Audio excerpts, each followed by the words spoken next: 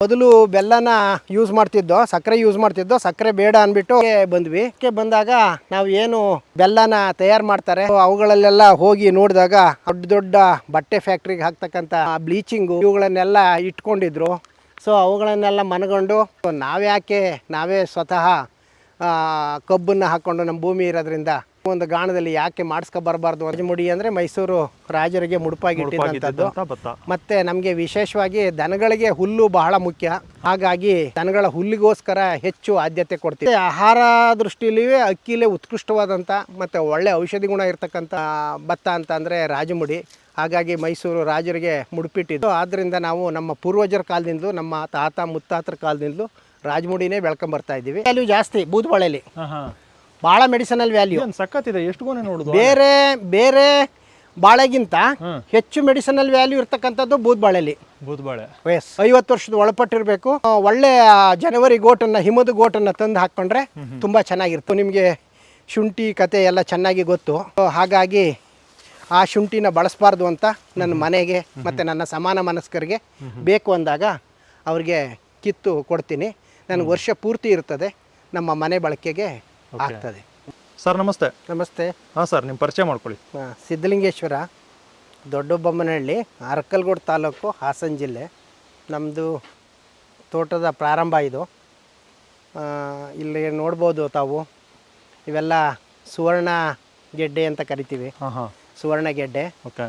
So ಇದು ಇದ್ದರೆ ತೋಟದಲ್ಲಿ ಅಣಬೆ ರೋಗ ಅಂತಕ್ಕಂಥದ್ದು ಬರಲ್ಲ.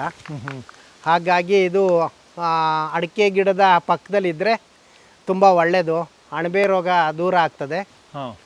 ಸೊ ಇವೆಲ್ಲ ಕಾಳುಮೆಣಸು. ನಾನು ಯಾವುದನ್ನು ಹೊಡೆಯಲ್ಲ. ಅಂದರೆ ನಮ್ಮ ಇದು ವೆಲ್ಟೆಕ್ಸು ಹಾಳು ಮುಳು ಏನು ಹೇಳ್ತಾರಲ್ಲ, ಬೋರ್ಡೋ ದ್ರಾವಣ, ಅವು ಯಾವನ್ನು ಹೊಡೆಯಲ್ಲ. ಯಾವುದೇ ಕೆಮಿಕಲ್ ಅಂತೂ ಇಲ್ಲವೇ ಇಲ್ಲ. ಸೊ ಬೋರ್ಡೋ ದ್ರಾವಣನೂ ಕೆಮಿಕಲ್ ತಾನೆ? ಬೋರ್ಡೋ ದ್ರಾವಣನ ನಾನು ಹೊಡೆಯೋದೇ ಇಲ್ಲ. ಮತ್ತು ನಮಗೇನು ಆ ಮಟ್ಟಕ್ಕೆ ಮಳೆ ಆದರೂ ನಮ್ಮದೇನು ಹಾಳಾಗಲ್ಲ. ಓಕೆ. ಮತ್ತು ಯಾವುದನ್ನು ಹಾಕಿಲ್ಲ ಇಲ್ಲಿವರೆಗೆ. ಅದರ ತ್ಯಾಜ್ಯನೇ ಬಿದ್ದಿದ್ದು ಅದೇ ಗೊಬ್ಬರ ಆಗಿ ಇದಾಗ್ತದೆ. ಅಂದರೆ ಅಡಿಕೆ ತೋಟದಲ್ಲಿ ಒಂದು ಸುವರ್ಣ ಗೆಡ್ಡೆ ಹಾಕೋಬೇಕು. ಹೌದು, ಅಡಿಕೆ ತೋಟದಲ್ಲಿ ಸುವರ್ಣ ಗೆಡ್ಡೆ ಇದ್ದರೆ ತುಂಬ ಒಳ್ಳೆಯದು. ಅದು ಅಣಬೆ ರೋಗನ ದೂರ ಮಾಡ್ತದೆ ಅಂತ ಕೆಲವೊಂದು ಅನುಭವಿಗಳು ಹೇಳ್ತಾರೆ. ಓಕೆ. ಅದು ನಿಮಗೆ ಇಲ್ಲಿ ಎಕ್ಸ್ಪೀರಿಯನ್ಸ್ ಆಗಿದೆ. ನಮ್ಮವೇನು ಹೋಗಿಲ್ಲ. ಬಟ್ ಇಲ್ಲಿ ನಮ್ಮದು ಸಿಡ್ಲು ಹೊಡೆದ್ಬಿಟ್ಟು ಒಂದು 17 ಮರ ಹೋಯ್ತು. ಹಾಗಾಗಿ ಅದು ಗ್ಯಾಪ್ ಆಗಿದೆ. ಸಿಲ್ವರ್ ಇತ್ತು ಮತ್ತು ಮೆಣಸಿತ್ತು. ಒಂದು 7 ಬಳ್ಳಿ ಮೆಣಸು ಮತ್ತು ಸಿಲ್ವರು ಸಿಡಿಲಿಂದ ಹೋಗ್ಬಿಡ್ತು. ಅಲ್ಲ, ಏನು ಇಷ್ಟ ಅಗ್ಲಕ್ಕೆ ಮಾತ್ರ ಮೆಣಸು ಕಾಣ್ತಾ ಇದೆ, ಇನ್ನು ಅಷ್ಟಾಗ್ಲಕ್ಕೆ ಮೆಣಸಿಲ್ಲ. ಸೊ ನಾವೇನು ಹಾಕಿರೋದಲ್ಲ, ಅವೇ ಬಂದು ಕಚ್ಕೊಂಡಿರೋದು ಮರಕ್ಕೆ. ಅಲ್ಲಿ 7 ಬಳ್ಳಿ ಹಾಕಿದ್ವಿ. ಆ ಬಳ್ಳಿಗಳದು ಅದನ್ನೇ ಈ ಕಡೆ ಹಬ್ಬಿಕೊಂಡು ಬಂದು ಆ ಮರಗಳಿಗೆ ಇದು ಮಾಡ್ಕೊಂಡಿರೋದು. ನಾವು ಹಾಕಿರೋದಲ್ಲ, ಅದು 7 ಹಾಕಿದ್ವಿ. ಅದು ಸಿಡ್ಲೊಡ್ದು ಹೋಯ್ತು. ಸಿಡ್ಲೊಡ್ದು ಹೋದ್ಮೇಲೆ ಅವೇ ಬಂದು ಕಚ್ಕೊಂಡು ಅದನ್ನು ಇಷ್ಟು ಪ್ರದೇಶಕ್ಕೆ ಮೆಣಸು ಬಳ್ಳಿಗಳು ಆಗಿದ್ದಾವೆ. ಓಕೆ. ಇದು ನಾಟಿ ವೆರೈಟಿ, ಲೋಕಲ್ ವೆರೈಟಿ ಅಡಿಕೆ. ಹೌದು, ಲೋಕಲ್ ನಾಟಿ ವೆರೈಟಿ. ಎಷ್ಟಿದೆಯಲ್ಲ ಸರ್? ಇಷ್ಟೇ ನಂದು ಅಡಿಕೆ ಇರೋದು. ನನಗೆ ನನ್ನ ಶೇರು ಬಂದಿರೋದು ಇಷ್ಟು. ಇವಾಗ ನಾವೆಲ್ಲ ವಿಭಾಗ ಆದ್ವಿ. ಹಾಗಾಗಿ ನನ್ನ ತಮ್ಮದಿರಿಗೆ ಒಂದು 3 ಎಕರೆ ಅಲ್ಲಿ ಹೋಗಿದೆ. ಅಂದರೆ ಎಷ್ಟು ವರ್ಷದ ಇದು ಅಡಿಕೆ? ಇದು ಬಂದು ಒಂದು 28 ವರ್ಷದ ಅಡಿಕೆ. 28 ವರ್ಷದ. ಈ ಕಡೆದೆಲ್ಲ ಕಡಿಮೆ, ಈ ಕಡೆದೆಲ್ಲ ಒಂದು 20 ವರ್ಷದ್ದು. ಸೊ ಇಲ್ಲಿಂದ ಈಚೆಗೆ ಏನಿದೆ ಅದೆಲ್ಲ ಒಂದು 28 ವರ್ಷದ್ದು. ಸೊ ಇದು ಬಂದು ಸಿಹಿ ಅಮಟೆ ಅಂತ. ಇದು ಸಿಹಿ ಅಮಟೆ ಅಂತ. ಇದು ಎಷ್ಟು ಬಲ್ತ್ರೂ ಮತ್ತೆ ಇದಾಗೋದೇ ಇಲ್ಲ, ನಾರು ಬರೋದೇ ಇಲ್ಲ. ತಿನ್ನಲಿಕ್ಕೆ ತುಂಬ ಚೆನ್ನಾಗಿರ್ತದೆ. ಒಳ್ಳೆ ಉಪ್ಪಿನಕಾಯಿನ ಹಾಕ್ಬೋದು. ಇದು ನಿಮ್ಮ ತೋಟದ ದಾರಿ? ಹೌದು, ಇದು ನಮ್ಮ ತೋಟದ ದಾರಿ. ಬದಿಗೆ ನೀವು 2 ಮರ, ಹೌದು, ಮರಗಳನ್ನು ಹಾಕೊಂಡಿದ್ದೀವಿ. ಇದು ಬಂದು ನಿಮಗೆ ಮಹಾಗನಿ ಮರ. ಸೊ ಇದು ಬಂದು ಸಂಪಿಗೆ. ಇವೆಲ್ಲ ಸಾವಗನ್ನಿ. ಹೌದು.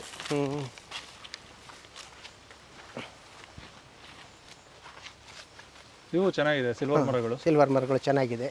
ಒಂದು 20 ವರ್ಷದಲ್ಲ?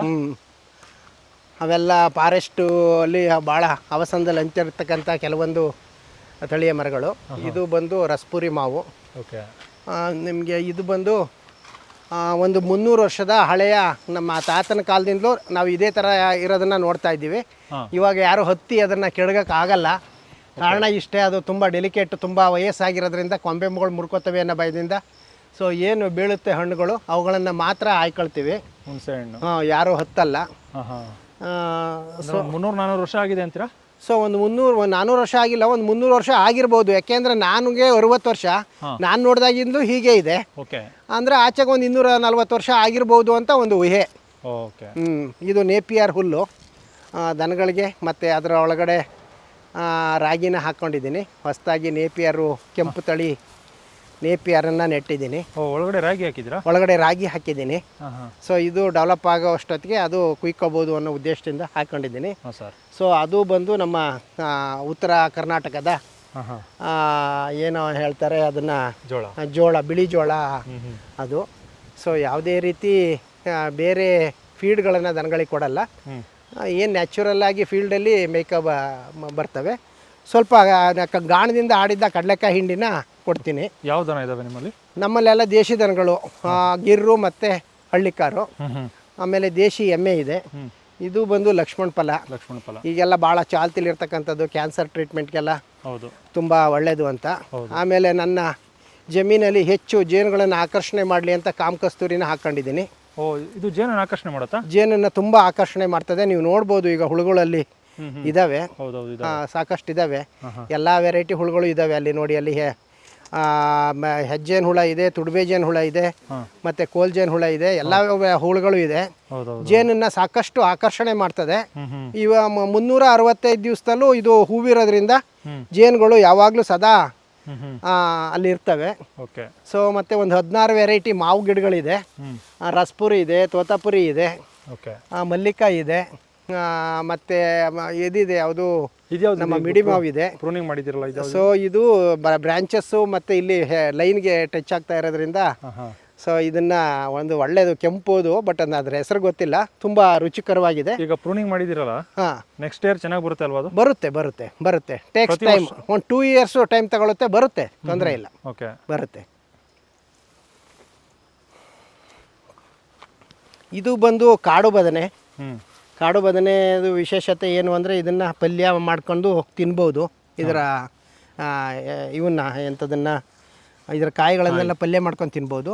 ಸೊ ಇದ್ರ ಬೇರನ್ನು ಯೂಸ್ ಮಾಡೋದ್ರಿಂದ ಉರಿ ಮೂತ್ರ ಮತ್ತು ದೇಹಕ್ಕೆ ತಂಪು ಆಗ್ತದೆ. ಅದರ ಬೇರನ್ನು ಕಷಾಯ ಮಾಡ್ಕೊಂಡು ಕುಡಿದ್ರೆ ಸೊ ಉರಿ ಮೂತ್ರ ಹೊರಟೋಗ್ತದೆ. ಇದು ಅದಾಗಿ ಅದೇ ನ್ಯಾಚುರಲ್ ಆಗಿ ಬಂದಿರೋದು? ಅದಾಗಿ ನ್ಯಾಚುರಲ್ ಆಗಿ ಬಂದಿರೋದು. ಆದರೆ ನೀವು ಔಷಧಿಗೆ ಉಪಯೋಗ ಮಾಡ್ಕೋತೀರಾ? ಔಷಧಿಗೆ ಉಪಯೋಗ ಮಾಡ್ಕೊಳ್ತೀವಿ. ನೀವು ನಾಟಿ ವೈದ್ಯ ಮಾಡ್ತೀರಾ? ನಾಟಿ ವೈದ್ಯ ಮಾಡ್ತೀವಿ. ಕೆಲವೊಂದು ಕಾಯಿಲೆಗಳಿಗೆ ಕೊಡ್ತೀವಿ. ಕ್ಯಾನ್ಸರು ಅರ್ಲಿ ಸ್ಟೇಜಲ್ಲಿ ಇದ್ರು ಕ್ಯಾನ್ಸರ್ಗೂ ಸಹ ಟ್ರೀಟ್ಮೆಂಟ್, ಆಹಾರನೇ ಔಷಧಿ ಮಾಡ್ಕೊಳ್ಳಿ ಅಂತ ಹೇಳ್ತೀವಿ. ಸೊ ಇದೆಲ್ಲ ರಸಬಾಳೆ. ರಸಬಾಳೆ, ಇದೆಲ್ಲ ರಸಬಾಳೆ. ನುಗ್ಗೆ ಇವಾಗ ಆಗಸ್ಟಲ್ಲಿ ಪ್ರೂನಿಂಗ್ ಮಾಡಿದ್ದೀವಿ. ಸೊ ಜನವರಿಗೆ ಅದು ಕಾಯಿ ಕೊಡುತ್ತೆ. ಇದೆಲ್ಲ ಲೋಕಲ್ಲು. ಸರ್, ಈಗ ಕಬ್ಬು ಹಾಕಿದಿರಲ್ಲ, ಏನು ಇಷ್ಟೇ ಜಾಗದಲ್ಲ? ಕಬ್ಬು ನಾನು ಮೊದಲು ಬೆಲ್ಲನ ಯೂಸ್ ಮಾಡ್ತಿದ್ದೋ, ಸಕ್ಕರೆ ಯೂಸ್ ಮಾಡ್ತಿದ್ದೋ. ಸಕ್ಕರೆ ಬೇಡ ಅಂದ್ಬಿಟ್ಟು ಬೆಲ್ಲಕ್ಕೆ ಬಂದ್ವಿ. ಬೆಲ್ಲಕ್ಕೆ ಬಂದಾಗ ನಾವು ಏನು ಬೆಲ್ಲನ ತಯಾರು ಮಾಡ್ತಾರೆ, ಸೊ ಅವುಗಳಲ್ಲೆಲ್ಲ ಹೋಗಿ ನೋಡಿದಾಗ ಅವರು ಅಮೋನಿಯಂ ಸಲ್ಫೇಟು, ಯೂರಿಯಾ, ಆಮೇಲೆ ಬಹಳ ವೇಸ್ಟೇಜ್ ಆಗಿರ್ತಕ್ಕಂಥ ಸಕ್ಕರೆ, ಆಮೇಲೆ ಹೈಡ್ರೋಸು, ಆಮೇಲೆ ದೊಡ್ಡ ಬಟ್ಟೆ ಫ್ಯಾಕ್ಟ್ರಿಗೆ ಹಾಕ್ತಕ್ಕಂಥ ಬ್ಲೀಚಿಂಗು, ಇವುಗಳನ್ನೆಲ್ಲ ಇಟ್ಕೊಂಡಿದ್ರು. ಸೊ ಅವುಗಳನ್ನೆಲ್ಲ ಮನಗಂಡು ಇದು ಭಾಳ ಕಲಬೆರಕೆ, ಮನುಷ್ಯನಿಗೆ ಆರೋಗ್ಯದ ಮೇಲೆ ಪರಿಣಾಮ ಬೀರ್ತದೆ. ಸೊ ನಾವೇ ಸ್ವತಃ ಕಬ್ಬನ್ನು ಹಾಕ್ಕೊಂಡು ನಮ್ಮ ಭೂಮಿ ಇರೋದ್ರಿಂದ ಎಲ್ಲರೂ ಒಂದು ಗಾಣದಲ್ಲಿ ಯಾಕೆ ಮಾಡಿಸ್ಕೊಬರ್ಬಾರ್ದು ಅಂತ ಒಂದು ಇದನ್ನು ಮನಗಂಡು, ಸೊ ನಾನೇ ಈಗ ಒಂದು 10 ವರ್ಷದಿಂದ ಒಂದು 5-6 ವರ್ಷದಿಂದ ಇದನ್ನು ಕಬ್ಬನ್ನು ಹಾಕ್ಕೊಂಡು ನಮ್ಮ ಮಂಡ್ಯ ಸೈಡಲ್ಲಿ ಇರ್ತಕ್ಕಂಥ ನಮ್ಮ VC ಫಾರಮ್ಮ ಹೋಗಿ, ಅಥವಾ ಯಾರು ಪ್ರೈವೇಟು, ಈಗ ರಮೇಶ್ ರಾಜು ಅಂಥವರೆಲ್ಲ ಬಿಡುವಿದ್ದಾಗ ಹೋಗಿ ಒಂದು ದಿವಸದಲ್ಲಿ ಹೋಗಿ ಮಾಡಿಸ್ಕೊಬರ್ತೀನಿ. ಒಂದು 800 kg ಬೆಲ್ಲ ಆಗ್ತದೆ. ಅದರಲ್ಲಿ ಒಂದು 200 kg ನನ್ನ ಮನೆ ಬಳಕೆಗೆ ಇಟ್ಕೊಂಡು ಒಂದು 600 kg ಸಮಾನ ಮನಸ್ಕರು ಇರ್ತಾರೆ. ಸೊ ನನ್ನ ಸಮಾನ ಮನಸ್ಕರು ಬಂದು ಮಾರನೇ ಬೆಳಗ್ಗೆನೇ ಮಾರ್ಕೆಟು. ಸೊ ಅದೇನು ನಮಗೇನು ಮಾರ್ಕೆಟ್ ಕಾಯೋಗಿಲ್ಲ, ಮನೆ ಹತ್ರಕ್ಕೆಯ. ಸೊ ಅವತ್ತೇ ಬಂದು ನನ್ನ ಬೆಲ್ಲನ ತಗೊಂಡು ಹೋಗ್ತಾರೆ. ಈಗ ಎಷ್ಟು ಕುಂಟೇಜ್ ಆಗ್ತಲ್ಲ ಇದು? ಇದು ಸುಮಾರು ಒಂದು 8 ಕುಂಟೆ ಜಾಗದಲ್ಲಿದೆ. 8 ಕುಂಟೆಗೆ 8 ಟನ್ ಇಳುವರಿ ಬರುತ್ತೆ. 8 ಟನ್ ಇಳುವರಿ ಬರುತ್ತೆ. 8 ಟನ್ಗೆ 800 kg ಬೆಲ್ಲ ಬರುತ್ತಾ? ಬರುತ್ತೆ. 8 ಕುಂಟೆನೂ ಇಲ್ಲ, 8 ಕುಂಟೆಗಿಂತ ಕಡಿಮೆ ಇದೆ, ಒಂದು 6 ಕುಂಟೆ ಇದೆ. 6 ಕುಂಟೆಗೆ ಒಂದು 8 ಟನ್ ಇಳುವರಿ ಬರ್ತದೆ. ಒಂದು 800 kg ಬೆಲ್ಲ ಬರುತ್ತೆ. 800 kg ಬೆಲ್ಲ ಬಂದರೆ ನಾನು ಒಂದು 200 kg ಮನೆ ಬಳಕೆಗೆ ಇಟ್ಕೊಳ್ತೀನಿ. 200 kg ಇಟ್ಕೊಂಡ್ರೆ ವರ್ಷ ಪೂರ್ತಿ ಅದೇ ಆಗುತ್ತೆ ನಮಗೆ. ಇಟ್ಕೋತೀರಾ ಅದನ್ನು ಅದರಲ್ಲಿ ಏನು ತೇವಾಂಶ ಇದೆ, ತೇವಾಂಶ ಎಲ್ಲನೂ ಜನವರಿಲಿ ಒಂದ್ಸರಿ ಆರಿಸ್ತೀವಿ, ಮತ್ತು ಏಪ್ರಿಲ್ ಮೇಲೆ ಒಂದ್ಸರಿ ಆರಿಸ್ತೀವಿ, ಮತ್ತು ಆಗಸ್ಟ್ ಈಗ ಒಳ್ಳೆ ಬಿಸಿಲು ಬಂದಿದೆ. ಬಿಸಿಲು ಬಂದಿರೋದ್ರಿಂದ ಈಗಲೂ ಒಂದು ಸ್ವಲ್ಪ ನಾವು ಆರಿಸ್ಕೊಳ್ತೀವಿ. ಆರಿಸ್ಕೊಂಡು ಇಟ್ಕೊಳ್ತೀವಿ. ಅದೇನು ಕೆಡಲ್ಲ. ಅಂದರೆ ಬಿಸಿಲಿಗೆ ಇಡ್ತೀರಾ? ಬಿಸಿಲಿಗೆ ಇಡ್ತೀವಿ. ಹಾಗಾಗಿ ಏನು ಕೆಡಲ್ಲ. ಅದು ನೀರಿನ ಅಂಶ ಹೋಗಲಿ ಅಂತ ಬಿಸಿಲಿಗೆ ಇಡ್ತೀವಿ. ಹಾಗಾಗಿ ಅದು ಡ್ರೈ ಆಗಿ ಮತ್ತು ಬಳಕೆಗೆ ಚೆನ್ನಾಗಿರುತ್ತೆ, ಯಾವುದೇ ಫಂಗಸ್ಸು ಬರಲ್ಲ. ಪಪ್ಪಾಯ ಯಾವುದು ಸರ್ ಇದು? Papaya red lady. ಇದು ರೆಡ್ ಲೇಡಿ ಚೆನ್ನಾಗಿದೆ. ಇದೆಲ್ಲ ನಿಮ್ಮ ಮನೆ ಬಳಕೆಗೆ. ಇದೆಲ್ಲ ದಾಳಿಂಬೆ ಗಿಡಗಳು ಲಾಲ್ಬಾಗಿಂದ ತಂದು ಹಾಕಿದ್ದೆ. ಸೀಬೆ ಗಿಡ ಇವೆಲ್ಲ ಮನೆ ಬಳಕೆಗೆ. ಮತ್ತು ನನ್ನ ಸ್ನೇಹಿತರುಗಳು ಅವರು ಇವರು ಬಂದು ಕಿತ್ಕೊಂಡು ಹೋಗ್ತಾರೆ. ಇದೆಲ್ಲ ರಾಜಮುಡಿ ರಾಜಮುಡಿ ಭತ್ತ. ಸೊ ರಾಜಮುಡಿ ಅಂದರೆ ಮೈಸೂರು ರಾಜರಿಗೆ ಮುಡುಪಾಗಿ ಇಟ್ಟಿದ್ದಂಥದ್ದು. ಮತ್ತು ನಮಗೆ ವಿಶೇಷವಾಗಿ ದನಗಳಿಗೆ ಹುಲ್ಲು ಬಹಳ ಮುಖ್ಯ. ಹಾಗಾಗಿ ದನಗಳ ಹುಲ್ಲಿಗೋಸ್ಕರ ಹೆಚ್ಚು ಆದ್ಯತೆ ಕೊಡ್ತೀವಿ. ಮತ್ತು ಆಹಾರ ದೃಷ್ಟಿಯಲ್ಲಿಯೇ ಅಕ್ಕಿಲೇ ಉತ್ಕೃಷ್ಟವಾದಂಥ ಮತ್ತು ಒಳ್ಳೆ ಔಷಧಿ ಗುಣ ಇರತಕ್ಕಂಥ ಭತ್ತ ಅಂತಂದರೆ ರಾಜಮುಡಿ.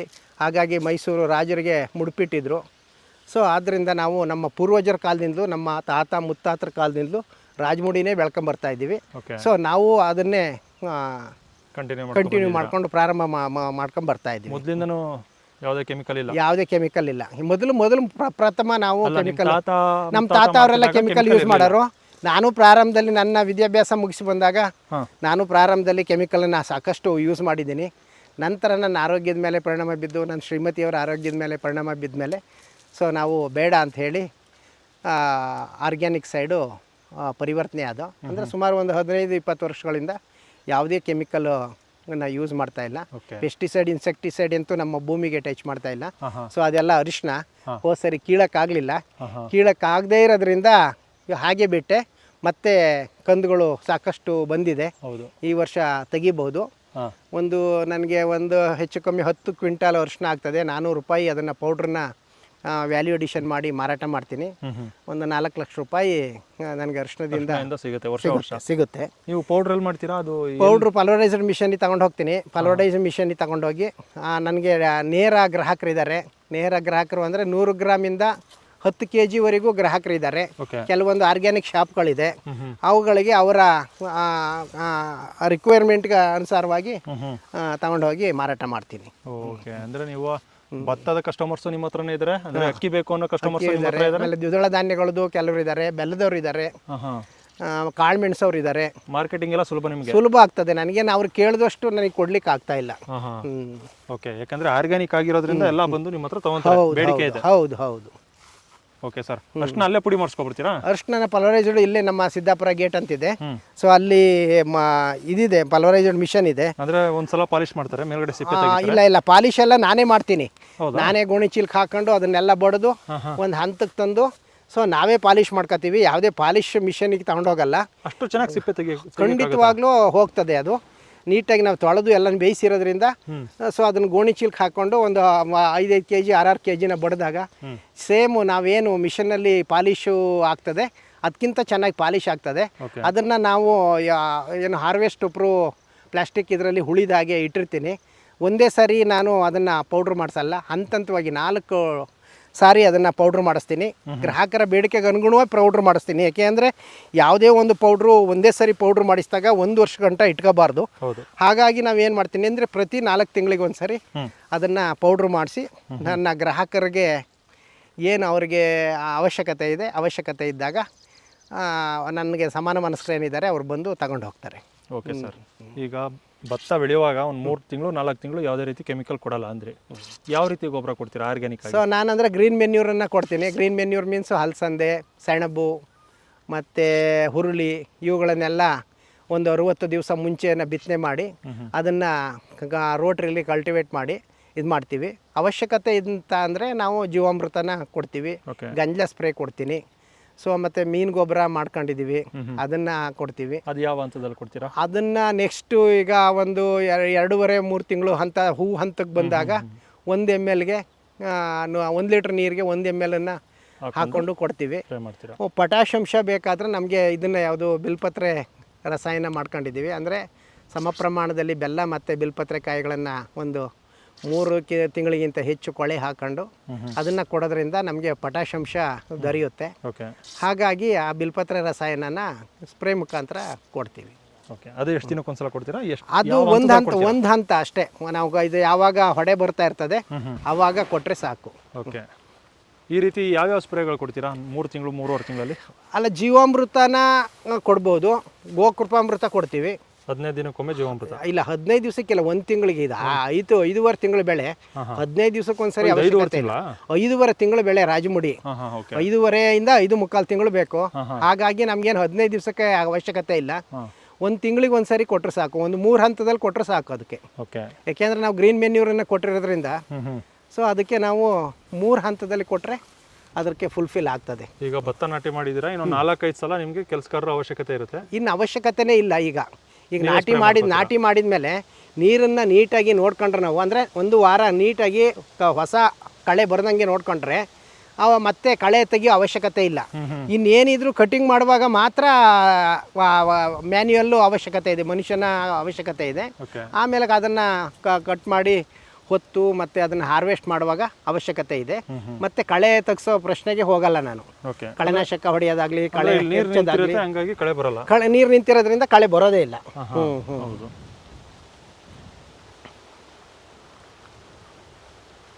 ಇದೆಲ್ಲ ಏನು ನೋಡ್ತಾ ಇದ್ದೀರಿ ಅದು ಕಸ್ತೂರಿ ಅರಿಶಿನ. ಸೊ ಇದು only for external use, internal use ಮಾಡೋ ಹಾಗಿಲ್ಲ ಇದನ್ನು ನಮಗೆ ಏನು ಕಾಸ್ಮೆಟಿಕ್ಸ್ ಇದೆ, ಫೇರ್ ಆ್ಯಂಡ್ ಲವ್ಲಿ ಇರ್ಬೋದು, ಏನು ಲೇಡೀಸು ತಮ್ಮ ಮುಖಕ್ಕೆ ಹಚ್ಕೋತಾರೆ, ಸೊ ಅದಕ್ಕೆ ಪರ್ಯಾಯವಾಗಿ ನಾವು ಕಸ್ತೂರಿ ಅರಿಶಿನ ಯೂಸ್ ಮಾಡ್ಬೋದು. ಅಡುಗೆಗೆ ಬಳಸೋ ಹಾಗಿಲ್ಲ ಇದನ್ನು, ಅಡುಗೆಗೆ ಬಳಸೋ ಇಲ್ಲ, ಅಡುಗೆಗೆ ಇಲ್ಲ. ಇದು ವೈಟಿಶ್ ಇರುತ್ತೆ, ಯೆಲ್ಲೋಯಿಶ್ ಇರಲ್ಲ. ಇದು ಇದರಲ್ಲೇ ಬೇರೆ ಥರ ಕುರ್ಕುಮಿನ್ ಕಂಟೆಂಟ್ ಇರ್ತದೆ. ಬಟ್ ಇದು ಫೇಸ್ ವಾಶು ಅಂದರೆ ಮುಖಕ್ಕೆ ಮತ್ತು ಹೊರಗಡೆ ಕಾಂತಿಯುತವಾಗಿರೋದಕ್ಕೆ ಚರ್ಮ, ಮತ್ತು ಏನು ಕೆಮಿಕಲ್ ಫ್ರೀ, ಕೆಮಿಕಲ್ಗಿಂತ ತುಂಬ ಒಳ್ಳೆಯದು ಇದು. ಅಂದರೆ ಇದಕ್ಕೆ ಸ್ವಲ್ಪ ರೇಟ್ ಜಾಸ್ತಿನಾ? ರೇಟು ನಾನು ಸುಮಾರು 1,500 ರೂಪಾಯಿ 1 kg ಮಾರಾಟ ಮಾಡ್ತೀನಿ. ಇದನ್ನು ಆಲ್ರೆಡಿ ಮಾರಾಟ ಮಾಡಿದ್ರಾ? ಮಾರಾಟ ಮಾಡಿದ್ದೀನಿ. ಇಷ್ಟು ಎತ್ತರ ಬೆಳೆದಿದೆ? ಹೌದು, ಇಷ್ಟು ಎತ್ತರ ಬೆಳೆಯುತ್ತೆ ಕಸ್ತೂರಿ ಅರಿಶಿನ. ನಾಟಿ ಅರಿಶಿನ ಇಲ್ಲಿವರೆಗೂ ಬೆಳೀತಲ್ವಾ? ನಾಟಿ ಅರಿಶಿನ ನೋಡಿ ಅಲ್ಲೇ ಇದೆಯಲ್ಲ, ಅಲ್ಲಿ ಇಲ್ಲೂ ಇದೆ ನಾಟಿ ಅರಿಶಿನ, ತೋರಿಸ್ತೀನಿ ನಿಮಗೆ. ಇದು ನನಗೆ ಇನ್ನು ಒಂದು 7 ವೆರೈಟಿ ಬಾಳೆ ಇದೆ.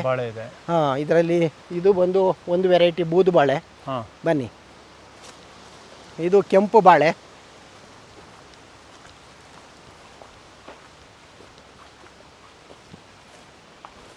ಇದು ಬಂದು ಇದು ಸಹ ಬೂದು ಬಾಳೆ.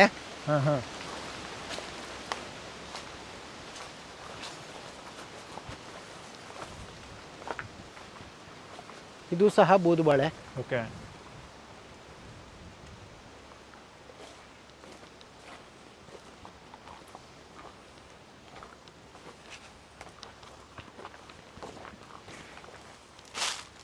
ಇದು ಬೂದು ಬಾಳೆ. ಇದು ಬೂದು ಬಾಳೆ. ಇಲ್ಲ, ಇನ್ನೊಂದು ತಿಂಗಳು ಹಾರ್ವೆಸ್ಟ್ ಆಗ್ಬಿಡುತ್ತಲ್ಲ? ಹಾರ್ವೆಸ್ಟ್ ಆಗುತ್ತೆ ಇನ್ನೊಂದು ತಿಂಗಳು. ಏನು ಬೂದು ಬಾಳೆ ಸ್ಪೆಷಾಲಿಟಿ ರುಚಿಯಾಗಿರುತ್ತಾ ಸರ್? ಭಾಳ ಅದು ಮೆಡಿಸನಲ್ ವ್ಯಾಲ್ಯೂ ಜಾಸ್ತಿ ಬೂದು ಬಾಳೆಲಿ. ಭಾಳ ಮೆಡಿಸನಲ್ ವ್ಯಾಲ್ಯೂ ಸಖತ್ತಿದೆ. ಎಷ್ಟು ಗೊನೆ ನೋಡುದು, ಬೇರೆ ಬಾಳೆಗಿಂತ ಹೆಚ್ಚು ಮೆಡಿಸನಲ್ ವ್ಯಾಲ್ಯೂ ಇರ್ತಕ್ಕಂಥದ್ದು ಬೂದು ಬಾಳೆಲಿ. ಬೂದು ಬಾಳೆ, ಎಸ್. ಓಕೆ. ಅಂದರೆ ಇದು ನಿಮ್ಮ ಮನೆಗೆ ಆಗೋದಕ್ಕಿಂತನೂ ಜಾಸ್ತಿ ಆಗುತ್ತಲ್ಲ ಇದು? ಹೌದು. ಮಾರಾಟ ಮಾಡ್ತೀರಾ? ಮಾರಾಟ ಮಾಡ್ತೀನಿ. ಇದು ಬಂದು ಪುಟ್ಟ ಬಾಳೆ. ಓಕೆ. ನಮ್ಮಲ್ಲಿ ಪುಟ್ಟ ಬಾಳೆ ಅಂತೀವಿ, ಏಲಕ್ಕಿ ಬಾಳೆ ಅಂತೀವಿ.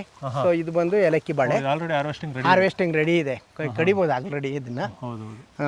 ಮತ್ತು ಇದು ಬಂದು ಒಂದು ಕೇರಳದ ಒಂದು ವೆರೈಟಿ ಬಾಳೆ. ಇದು ಇಲ್ಲಿ ಇದೆಯಲ್ಲ ಕೆಂಪು ಬಾಳೆ? ಇಲ್ಲ, ಇದು ಕೇರಳದ ಒಂದು ವೆರೈಟಿ. ಇದು ಕೇರಳ ತಳಿ. ಒಬ್ಬ ಕಾಜಿ ಅಂತ 365 ತಳಿಗಳನ್ನು ಸಂರಕ್ಷಣೆ ಮಾಡಿದ್ದೀನಿ ಕೇರಳದಲ್ಲಿ.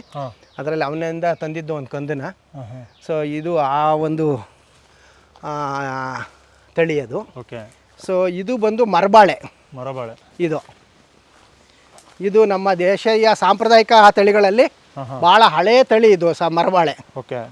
ಮರಬಾಳೆ ಅಂದರೆ ಇಷ್ಟು ಎತ್ತರ ಆಗುತ್ತಾ? ಹೌದು, ಇನ್ನೂ ಎತ್ತರಕ್ಕೆ ಬರುತ್ತೆ. ಅದು ಸ್ವಲ್ಪ ನೀರೆಲ್ಲ ಆವಾಗ ಕುಗ್ಗಿ ಇದಾಗಿದೆ. ಇದು ಸಹ ಮರಬಾಳೆನೇ. ಓಕೆ. ಇದು ಸಹ ಮರಬಾಳೆ. ಸೊ ಇದು ಬಂದು ಕೆಂಪು ಬಾಳೆ. ನೇಂದ್ರ ಬಾಳೆ. ಹಾಂ, ನೇಂದ್ರ ಅಲ್ಲ, ಕೆಂಪು ಬಾಳೆ. ನೇಂದ್ರ ಬೇರೆ. ಅದು ಕೆಂಪಗೆ ತಾನೆ? ಹೌದು, ಅದು ಅದೇ ಬೇರೆ, ಇದೇ ಬೇರೆ. ಇದು ಕೆಂಪು ಬೇಳೆ. ಮತ್ತು ಇದು ಏನು ಅಂತ ಅಂದರೆ 7 ಪಟ್ಟು ಜಾಸ್ತಿ ಇರುತ್ತಂತೆ ಕಬ್ಬಿಣ ಮತ್ತು ಕ್ಯಾಲ್ಸಿಯಮ್ಮು ಇದರಲ್ಲಿ. 7 ಪಟ್ಟು ಕಬ್ಬಿಣದ ಅಂಶ 7 ಪಟ್ಟು ಜಾಸ್ತಿ ಇರುತ್ತಂತೆ. ಬೇರೆ ಬಾಳೆಗೆ ಹೋಲಿಸಿದಾಗ 7 ಪಟ್ಟು ಜಾಸ್ತಿ ಇರುತ್ತಂತೆ ಇದರಲ್ಲಿ. ತುಂಬ ಈಗ ಬೂದು ಬಾಳೆಗಿಂತಲೂ ಹೆಚ್ಚು ಔಷಧಿ ಗುಣ ಇರ್ತಕ್ಕಂಥದ್ದು ಅಂದರೆ ಕೆಂಪು ಬಾಳೆ. ಹೆಚ್ಚು ಮೆಡಿಸಿನ್ ವ್ಯಾಲ್ಯೂ ಇದೆ. ಎಸ್. ಚೆನ್ನಾಗಿದೆ ಸರ್. ಇದು ಬಂದು ಕಲ್ಲಾನ್ ಬಾಳೆ ಅಂತೀವಿ ನಾವು. ಸೊ ಮತ್ತು ಇದು ಈಗ ಆಲ್ರೆಡಿ ಒಂದು ಕಟಾವು ಮಾಡಿದ್ದೀವಿ. ನಮ್ಮ ತಂದೆದು ಶ್ರದ್ಧಾ ಕಾರ್ಯಕ್ರಮ ಇತ್ತು, ಅದಕ್ಕೆ ತಗೊಂಡ್ವಿ. ಮತ್ತು ಅದರ ದಿಂಡುಗಳನ್ನು ಸಹ ಉಪಯೋಗಿಸ್ಕೊಂಡು ಕಿಡ್ನಿ ಸ್ಟೋನು, ಹೊಟ್ಟೆಲಿ ಮತ್ತು ಕರುಳಲ್ಲಿ ಏನಾರು ಕಲ್ಮಶ ಇದ್ದರೆ ಹುರುಳಿಕಾಳು ಜೊತೆ ಅಥವಾ ಅದನ್ನು ಪಲ್ಯ ಮಾಡ್ಕೊಂಡು ಸೊ ಅದರ ಜ್ಯೂಸ್ ಕುಡಿದ್ರೆ ತುಂಬ ಒಳ್ಳೆಯದು. ಹಾಗಾಗಿ ಸೊ ಇದು ಸಹ ಔಷಧಿ ಗುಣ ಹೊಂದಿರತಕ್ಕಂಥದ್ದು ಕಲ್ಲನ್ ಬಾಳೆ ಅಂತೀವಿ, ಅಥವಾ ಪಲ್ಯದ ಬಾಳೆ ಅಂತೀವಿ, ಅಥವಾ ಸಾಂಬಾರ್ ಬಾಳೆ ಅಂತೀವಿ. ಇಲ್ಲಿ ಮಧ್ಯೆ ಏನು ಬರುತ್ತೆ ಅಷ್ಟೇ ಅಲ್ಲ? ದಿಂಡು ಮಾತ್ರ. ಒಳಗಡೆ ದಿಂಡು ಮಾತ್ರ.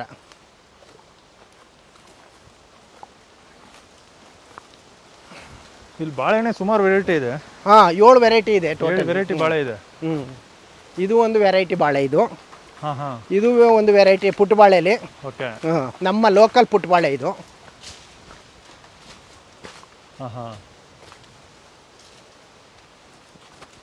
ಇಷ್ಟಗಳ ಕಳೆ ಇಲ್ಲದೆ ಚೆನ್ನಾಗಿ ಮೇಂಟೈನ್ ಮಾಡಿದ್ದೀರಾ ಸರ್? ಅದೇ ಕಳೆ ಇತ್ತು ಮೊದಲು, ಎಲ್ಲ ಈಗ ಸದ್ಯ ಈ ಗದ್ದೆ ನಾಟಿ ಇತ್ತು, ಹಂಗಾಗಿ ಹೊಡಿಸ್ತೆ. ತೆಗ್ಸಿದ್ದೀರಾ? ಇದರಲ್ಲಿ ವೀಡರಲ್ಲಿ. ಈ ಅಡಿಕೆ 1 ಎಕರೆ ಅಡಿಕೆ ಮಾಡಬೇಕು ಅಂತಿದೆ, ಹಾಗಾಗಿ ನಾನೇ ನರ್ಸರಿ ಮಾಡ್ಕೊಂಡಿದ್ದೀನಿ. ಎಲ್ಲಿಂದ ತಂದಿದ್ದು? ಇದು ನಮ್ಮದೇ. ನಮ್ಮ ಆ ಮರಗಳದ್ದೇ ಸೆಲೆಕ್ಟೆಡ್ ಮರಗಳನ್ನು ಆಯ್ಕೆ ಮಾಡ್ಕೊಂಡು ನಮ್ಮ ಮರದ್ದೇ ಇಟ್ಕೊಂಡಿದ್ದೀನಿ.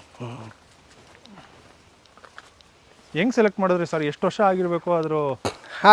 ಈಗ ಅಡಿಕೆನೇ ಆಗಲಿ ತೆಂಗೇನೇ ಆಗಲಿ, ಸೊ ಮಿನಿಮಮ್ಮು 25 ವರ್ಷ ಆಗಿರಬೇಕು ತೆಂಗುಗೆ. ಅಂದರೆ ಮಿನಿಮಮ್ಮು 25 ಗರಿ ಇರಬೇಕು.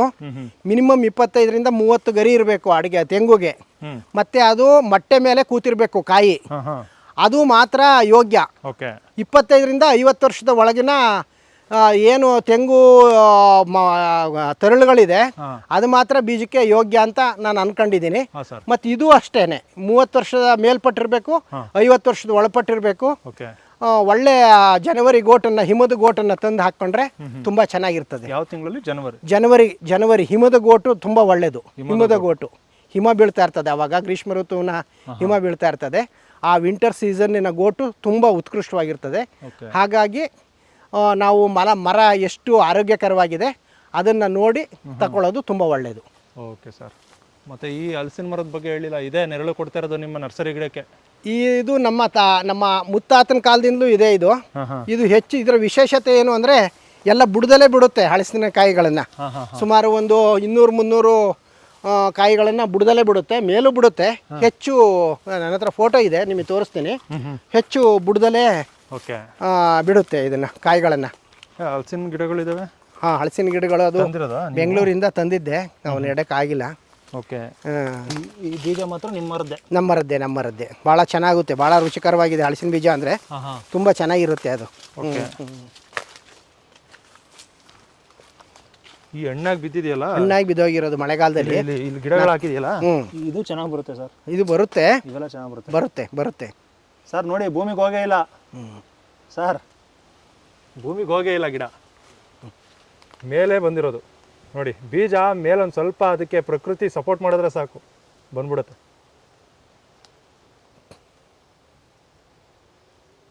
ನೋಡಿ ಸರ್, ಇದನ್ನು ಭೂಮಿ ಒಳಗೆ ನೋಡಬೇಕು, ನಾವು ನೋಡೋಕ್ಕಾಗತ್ತಾ? ಮೇಲ್ಗಡೆ ಆರಾಮಾಗಿ ನೋಡ್ಬೋದು. ಬನ್ನಿ, ಇದು ಬಿಲ್ವರ್ ಅಂತ, ಇದು ವುಡ್ಡುಗೆ ಭಾಳ ತುಂಬ ಚೆನ್ನಾಗಿರುತ್ತೆ. ಓಕೆ. ಮನೆಗೆ ಕಿಟಕಿ, ಬಾಗಿಲು ಇವುಗಳಿಗೆಲ್ಲ ಭಾಳ ಗಟ್ಟಿಯಾದಂಥ ಜಂಗಲ್ ವುಡ್ಡು. ನಮ್ಮಲ್ಲಿ ಬಿಲ್ವರ. ಬಿಲ್ವರ್ ಮರ ಅಂತ ಕರಿತೀವಿ ಈ ಭಾಗಗಳಲ್ಲಿ. ಓಕೆ, ಇದೇನು ಸರ್, ಇದು ಸಗಣಿ ಗೊಬ್ಬರನಾ? ಹಾಂ ಹೌದು, ಸಗಣಿ ಗೊಬ್ಬರ.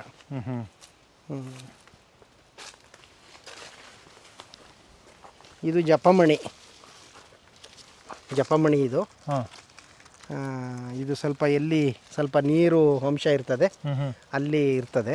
ಓಕೆ, ಜಪಮಣಿ ಅಂದರೆ ಹೆಂಗೆ ಯೂಸ್ ಮಾಡ್ತಾರೆ ಇದನ್ನ ಮಣಿಗಳನ್ನು ಪೋಣಿಸ್ಕೊಂಡು ಕೊರಳುಗಾರು ಹಾಕಬಹುದು, ಇಲ್ಲ ಸುಮ್ಮನೆ ಈ ಥರ ಪಠನೆ ಮಾಡ್ಬೋದು, ಮಂತ್ರನ ಪಠನೆ ಮಾಡ್ಬೋದು. ಮಾಮೂಲಿ ರುದ್ರಾಕ್ಷಿ ಥರ ಜಪಮಣಿ ಕಾಯಿ ಅಂತಲೇ ಇದಕ್ಕೆ ಹೆಸರು. ಓಕೆ,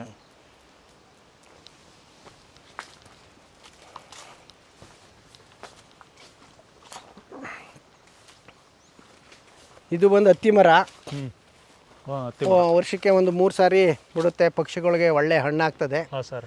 ಸೊ ಅದಕ್ಕೇನು ಹಬ್ಬಿದೆ ಅದು ಉತ್ತಿರಿ ಗೆಣಸು. ಉತ್ತಿರಿ ಗೆಣಸು ಅದು ಉತ್ತಿರಿ ಟೈಮಲ್ಲಿ ಕಿತ್ತರೆ ಒಂದು 50 kg ಗೆಣಸು ಸಿಗುತ್ತೆ.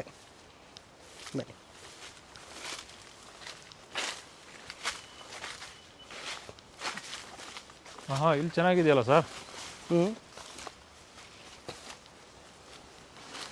ಇದು ಬಿಲ್ಪತ್ರೆ ಮರ.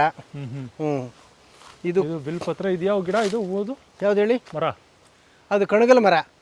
ಕಣಗಲ್ ಮರ ನೋಡಿ ಎಷ್ಟು ಚೆನ್ನಾಗಿ ಹೋಗಿದೆ ಅದು. ಕಣಗಲ್ ಮರ.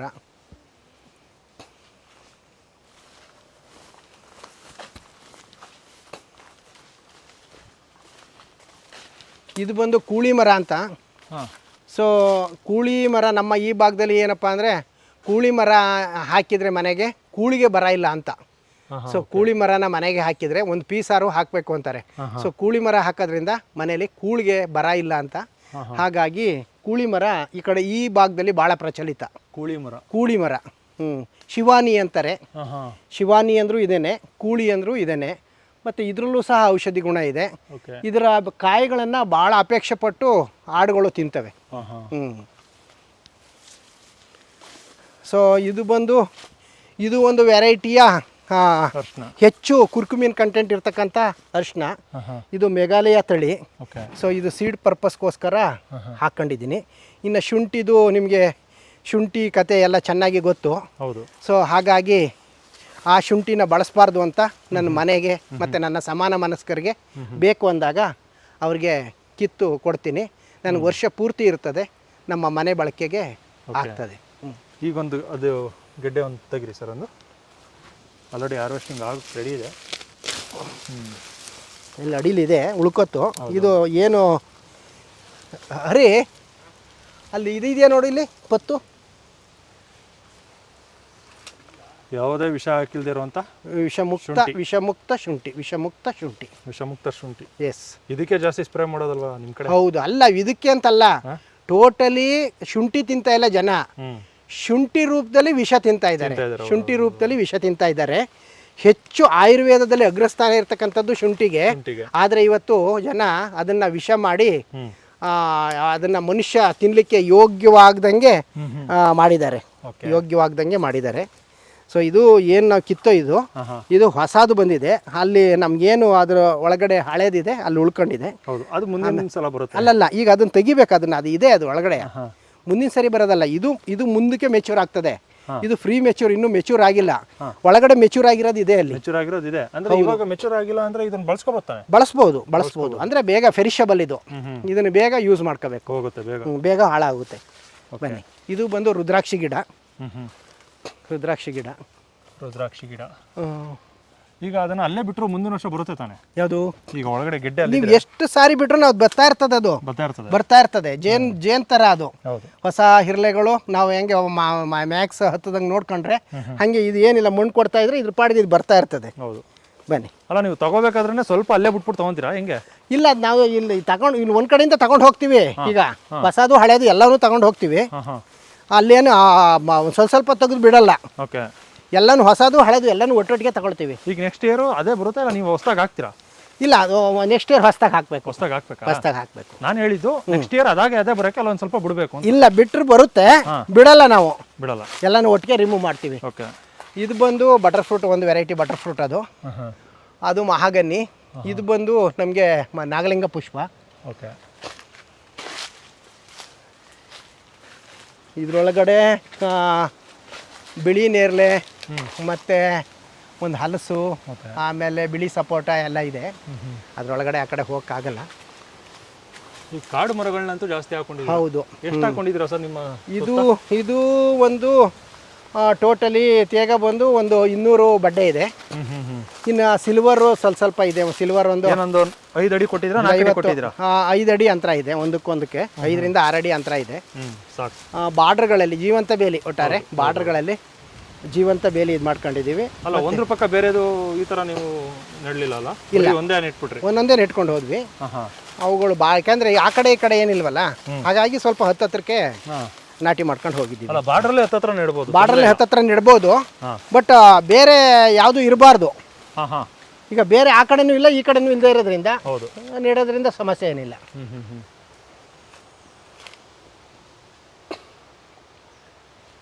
ಇದು ಸರ್, ಇದು ಮತ್ತೆ ಮರ? ಇದು ಕೂಳಿ ಮರನೇ. ಕೂಳಿ ಮರ. ಕೂಳಿ ಮರನೇ. ಅದು ಬೀಟೆ. ಅವು ಅದು ಅದು ಅದು ಅದು ಅಲ್ಲಿ ಅಲ್ಲಿ ಅದು ಇದು ಎಲ್ಲ ಬೀಟೆ. ಅದು ಮಹಾಗನಿ ದೊಡ್ಡದಾಗಿ ಹೋಗಿದೆಯಲ್ಲ ಅದು. ಹೌದು. ಈಗ ನೀವು ಭತ್ತ ಬೆಳೀತಾ ಇದ್ದೀರಲ್ಲ, ಆ ಜಾಗನೂ ಕೂಡ ಇದೇ ರೀತಿ ಪೂರ್ಣ ಪ್ರಮಾಣದಲ್ಲಿ ತೋಟ ಮಾಡಬೇಕು ಅಂತ ಅನಿಸಲಿಲ್ಲ ಅಲ್ವಾ ನಿಮಗೆ? ಇಲ್ಲ, ಆಹಾರಕ್ಕೆ ಏನು ಮಾಡೋದು ಅಲ್ವಾ? ನಾವು ಆ ಥರ ನಾವು ಅದೇ ರೀತಿ ಎಲ್ಲವನ್ನೂ ಕಮರ್ಷಿಯಲ್ ಆಗಿ ಯೋಚನೆ ಮಾಡಿದಾಗ ಆಹಾರ ನಾವು ಯಾವ ರೀತಿ ಆಹಾರಕ್ಕೆ ನಮಗೆ ಭೂಮಿಯಲ್ಲಿದೆ. ಮತ್ತೆ ಹೌದು, ಎಲ್ಲವನ್ನೂ ಕಮರ್ಷಿಯಲ್ ಆಗಿ ಎಲ್ಲ ದುಡ್ಡಿನ ಪರ್ಪಸ್ಸೇ ನಾವು ನೋಡೋಕೆ ಹೋದಾಗ ಆಹಾರ ಅವಶ್ಯಕತೆ ಇದೆಯಲ್ಲ. ಕರೆಕ್ಟ್. ಹಾಗಾಗಿ ನನಗೆ ಎಲ್ಲರಿಗಿಂತ ಚೆನ್ನಾಗಿ ಆರ್ಗ್ಯಾನಿಕ್ ಆಗಿ ಶುಂಠಿ ಬೆಳೆಯೋ ಇದಿದೆ. ಬಟ್ ಆದರೆ ಆಹಾರ ಬೇಕು ಮನುಷ್ಯನಿಗೆ. ಅನ್ನ ಬೇಕು ಅಲ್ವಾ? ಅನ್ನತೋ ಪ್ರಾಣ, ಪ್ರಾಣತೋ ಪರಾಕ್ರಮ. ಅನ್ನ ದೇವರ ಮುಂದೆ ಅನ್ಯ ದೇವರಿಲ್ಲ. ಯಾವ ಜಾಗದಲ್ಲಿ ಏನು ಮಾಡ್ತೀವಿ ಅದು ಜಾಗದಲ್ಲಿ ಅದು ಮಾಡಲೇಬೇಕು. ಹಾಗಾಗಿ ಅನ್ನಕ್ಕೆ ಹೆಚ್ಚು ಒತ್ತು ಕೊಟ್ಟಿದ್ದೀನಿ. ಗದ್ದೆನ ತೋಟ ಮಾಡಬಾರ್ದು, ತೋಟನ ಗದ್ದೆ ಮಾಡಬಾರ್ದು. ಹೌದು ಹೌದು ಹೌದು, ಇದು ಪಾಲಿಸಿ. ಹೌದು, ಒಂದು ಬ್ಯಾಲೆನ್ಸಿಂಗ್ ಆಗಿರ್ಬೇಕು. ಬ್ಯಾಲೆನ್ಸಿಂಗ್ ಹಣ್ಣು ಸಿಗ್ಬೇಕು ನನಗೆ, ಹೌದು, ಈ ಕಡೆ ತಿನ್ನಕ್ಕೆ ಅನ್ನನೂ ಸಿಗ್ಬೇಕು. ಹೌದು, ಎಲ್ಲ ಪರಿಸರ ಪ್ರಿಯವಾಗಿರ್ಬೇಕು ಎಲ್ಲವುದುವೆ. ಹೌದು. ನೀವು ಅದು ಬಿಟ್ಟು ಎಲ್ಲಾನು ನಾನು ತೋಟ ಮಾಡ್ತೀನಿ, ಇದನ್ನೆಲ್ಲ ತೆಗೆದ್ಬಿಟ್ಟು ಒಂದು 5-6 ವರ್ಷಕ್ಕೆ ಅಡಿಕೆ ಬರುತ್ತೆ, ನಂಗೆ ಅಡಿಕೆ ಹಾಕ್ಬಿಡ್ತೀನಿ ಅಂತಂದ್ರೆ ಅದು ಪ್ರಯೋಜನ ಇಲ್ಲ. ಅಡಿಕೆ ತಿನ್ನಕ್ಕಾಗಲ್ಲ. ಹೌದು. Thank you sir. ಕೊನೆಯದಾಗಿ ನಮ್ಮ ರೈತರಿಗೆ, ವೀಕ್ಷಕರಿಗೆ ಏನು ಹೇಳಕ್ಕೆ ಇಷ್ಟಪಡ್ತೀರಾ? ಅಲ್ಲ, ನಾವು ಉಳಿಬೇಕು, ನಮ್ಮ ಮುಂದಿನ ಪೀಳಿಗೆಗೂ ಸಹ ಎಲ್ಲವನ್ನು ಬಿಟ್ಟು ಹೋಗಬೇಕು. ಎಲ್ಲವನ್ನೂ ನಮ್ಮ ಜೊತೆನೇ ಕರ್ಕೊಂಡು ಹೋಗಬಾರ್ದು. ಒಂದು ಆರೋಗ್ಯಕರವಾಗಿ ಆಹಾರಗಳನ್ನು ಬೆಳೆದು ನಮ್ಮ ಮುಂದಿನ ಮಕ್ಕಳಿಗೆ ಅವು ಆರೋಗ್ಯಕರವಾದ ಜೀವನ ಮಾಡಲಿಕ್ಕೆ ಒಂದು ಸಾವಯವ ಕೃಷಿನ, ಜೈವಿಕ ಕೃಷಿನ ಮಾಡೋದ್ರಿಂದ ಮಾತ್ರ ಸಾಧ್ಯ. ಹಾಗಾಗಿ ಮಣ್ಣನ್ನು ಆರೋಗ್ಯವಾಗಿಟ್ಟರೆ ಮನುಷ್ಯ ಮತ್ತು ಪ್ರಕೃತಿಯಲ್ಲಿ ಎಲ್ಲ ಜೀವಿಗಳು ಆರೋಗ್ಯವಾಗಿರ್ತವೆ. ಹಾಗಾಗಿ ವಿಷಮುಕ್ತವಾಗಿ ಎಲ್ಲ ಬೆಳೆಗಳನ್ನು ಬೆಳಿಬೇಕು ಅಂತ ರೈತರಿಗೆ ಒಂದು ಸಂದೇಶನ ಕೊಡ್ತೀನಿ. Thank you sir. Thank you.